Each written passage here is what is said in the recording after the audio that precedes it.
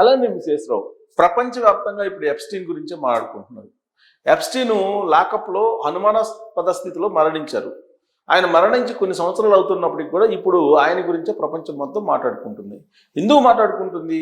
ఆయన ఏం చేశారు అని అంటే, ఆయన ఒక ద్వీపంలో అమ్మాయిల్ని, టీనేజర్స్ని సేకరించేసి ప్రపంచవ్యాప్తంగా ఉన్నటువంటి బిలినియర్స్ని, అపర కుబేర్లందరినీ కూడా ట్రాప్ చేసేసి లైంగికపరమైనటువంటి సుఖాన్ని, లైంగికపరమైనటువంటి సేవని అందించేటువంటి కార్యక్రమాన్ని చేశారు ఆయన ఎప్స్టీన్. ఆయన ఎవరెవరికి లైంగికపరమైనటువంటి సేవ చేశారో డైరీలో రాసుకుంటారు. అలాగే వాళ్ళతోటి ఫోన్లో టచ్లో ఉంటారు.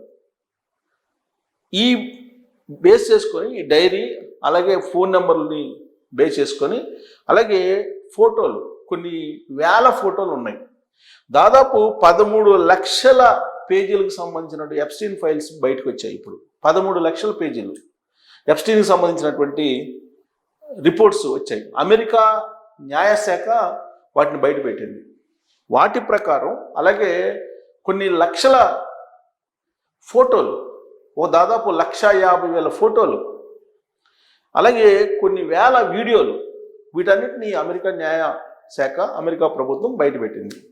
దీంట్లో ప్రముఖులు bill gates, bill Clinton, America అధ్యక్షుడు ట్రంప్, ఇలా చెప్పుకుంటూ పోతే ప్రపంచంలో ఉండేటువంటి ప్రముఖులు అందరూ ఈ ఎప్స్టీన్కి సంబంధించినటువంటి ఫైల్స్లో ఉన్నారు. వాళ్ళకి సంబంధించిన వీడియోలు, వాళ్ళకి సంబంధించిన ఫోటోలు, వాళ్ళకి సంబంధించిన డాక్యుమెంట్స్, వాళ్ళకి సంబంధించిన ఫోన్స్, ఇవన్నీ కూడా లభించాయి. మరి ఇప్పుడు ఎప్స్టీన్ని కావాలని వీళ్ళు ఇది బయటకు వస్తుందని చెప్పి లాకప్లోనే కొన్ని సంవత్సరాల క్రితం వేసేసారా, లేదంటే అతను చనిపోయాడా అనే దాని మీద ఇన్వెస్టిగేషన్ జరుగుతుంది. ఇంకా కూడా బయట రాలా. అయితే ఈ క్రమంలో సోషల్ మీడియాలో నరేంద్ర మోడీ గారి పేరు వస్తుంది.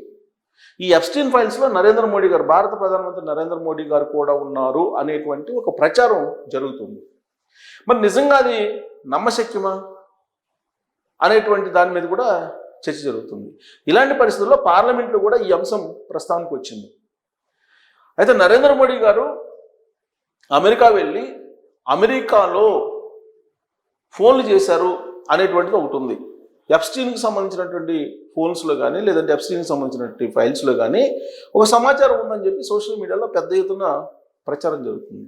కానీ బీజేపీకి సంబంధించినటువంటి వాళ్ళు ఇదంతా కూడా నరేంద్ర మోడీ గారికి ఉన్నటువంటి ఇమేజ్ని తగ్గించడానికి కావాలని అమెరికా కుట్ర పన్నుతుంది అని చెప్పి చెప్తూ ఉన్నారు. గతంలో కూడా హిడెన్బర్గ్ ఆదానీ మీద ఇలానే చేసింది. ఆదానికి సంబంధించిన కేసు అమెరికాలో ఉంది కాబట్టి ఇది భారతదేశం యొక్క ప్రతిష్టని, నరేంద్ర మోడీ గారి యొక్క ఇమేజ్ని తగ్గించడానికి ప్రపంచవ్యాప్తంగా ఉండేటువంటి అగ్రదేశాలు నరేంద్ర మోడీ గారి మీద కుట్ర పడుతున్నాయి అనేది బీజేపీ చెప్తోంది. అయితే ఇక్కడ అమెరికాతోటి ఫ్రీ ట్రేడ్ డీల్ జరిగింది. 50% ఉన్నటువంటి ప్రతీకార సుంకాలని 18% తగ్గించారు. ఇది అద్భుతమైనటువంటి డీలు అమెరికాకి భారతదేశానికి మధ్య. ట్రంప్ దిగొచ్చాడు, నరేంద్ర మోడీ గారు వేసినటువంటి ఎత్తుగడకి అని చెప్పి ప్రచారం జరిగింది. యూరోపియన్ యూనియన్ తోటి మదర్ ఆఫ్ ఆల్ డీల్స్ అనేటువంటిది కుదుర్చుకున్నారు యూరోపియన్ యూనియన్ తోటి. అది గమనించినటువంటి అమెరికా అధ్యక్షుడు ట్రంప్ ఒక మెట్టు దిగొచ్చి 50% ఉన్నటువంటి ప్రతీకార సుంకాలని 18% తగ్గించారని చెప్పి ప్రచారం చేస్తున్నారు. అది కాదు, ట్రంప్ దిగిరాలేదు, నరేంద్ర మోడీ గారే భారతదేశానికి సంబంధించినటువంటి వ్యవసాయ అనుబంధకు సంబంధించిన ఉత్పత్తులను దెబ్బతీసారా, ఈ డీల్ని కుదుర్చుకున్నారనేది కాంగ్రెస్ పార్టీ వాళ్ళు విమర్శిస్తున్నారు. కారణం ఏంటంటే రాబోయేటువంటి రోజుల్లో అమెరికా తమ ఉత్పత్తుల్ని భారతదేశంలో అమ్ముకోబోతుంది. ఇప్పటి వరకు 2-3% మాత్రమే ఉన్నటువంటి సుంకాలని, భారత ఉత్పత్తులకు సంబంధించిన సుంకాలని 18% పెంచారు. యాక్చువల్గా 18%, అంతకుముందు 2-3% ఉన్నటువంటి ఎగుమతి సుంకాలని అక్కడ దిగుమతి, అమెరికాలో దిగుమతి, మనకి ఎగుమతి. అంటే మన ఉత్పత్తులకి అమెరికాలో 2-3% ఉంటే ఇప్పుడు వాటికి 18% నిర్ణయించారు. కానీ భారతదేశం ఏం చేస్తుంది? అమెరికా ఉత్పత్తులకి రాబోయేటువంటి రోజుల్లో 0 ఇంపోర్ట్ డ్యూటీస్ తోటి వాళ్ళ ఉత్పత్తులని తీసుకోవడానికి ప్రయత్నం చేస్తుంది. ఇది రష్యా ఆయిల్ని కొనుగోలు చేయటంలో ఇది ఆపేసింది భారతదేశం. అందుకే మేము ప్రతీకార సుంకాలను తగ్గించామని చెప్తుంది. ఇది దీనివల్ల భారతదేశానికి నష్టము అని చెప్పి కాంగ్రెస్ పార్టీ చెప్తుంది. పైగా ఈ డీల్ ఎందుకు కుదుర్చుకున్నారని అంటే ఎప్స్టీన్ ఫైల్స్లో నరేంద్ర మోడీ గారు ఉన్నారు కాబట్టి ఆయన్ని బ్లాక్మెయిల్ చేసి ఆ ఒప్పందాన్ని కుదుర్చుకున్నారు. ఇది భారతదేశానికి నష్టం అని చెప్పి కాంగ్రెస్ పార్టీ పదే పదే ఆరోపిస్తుంది, చెప్తుంది పార్లమెంటు వేదిక. మరి నిజంగా ఈ ఎప్స్టీన్ ఫైల్కి సంబంధించి ఏం జరిగింది అని అంటే, ఇప్పుడు లైంగిక సేవ అని అంటున్నారు, దాన్ని కొత్త పదం లైంగిక సేవ. యాక్చువల్గా ఎప్స్టీన్ ఫైల్స్ 2020లోనే బయటకు వచ్చాయి. నరేంద్ర మోడీ గారు ఇప్పుడు ఉన్నారు దీంట్లో అనేటువంటిది ఇప్పుడు వచ్చింది. కానీ ట్రంప్ ఎప్పటి నుంచో ఉన్నారు. ట్రంప్ 2020 ఎలక్షన్ అప్పుడే ఎప్స్టీన్ ఫైల్స్లో ఇరుక్కున్నాడు. ఎలన్ మాస్క్ ఎప్పుడో చెప్పారు ఎప్స్టీన్ ఫైల్స్కి సంబంధించిన వివరాలు మొత్తం వస్తాయి, తన దగ్గర ఎవిడెన్స్ ఉంది, ట్రంప్ ఏ విధమైనటువంటి వ్యక్తితో నిరూపిస్తారని చెప్పి ఎలన్ మాస్క్ ఎప్పుడో చెప్పారు.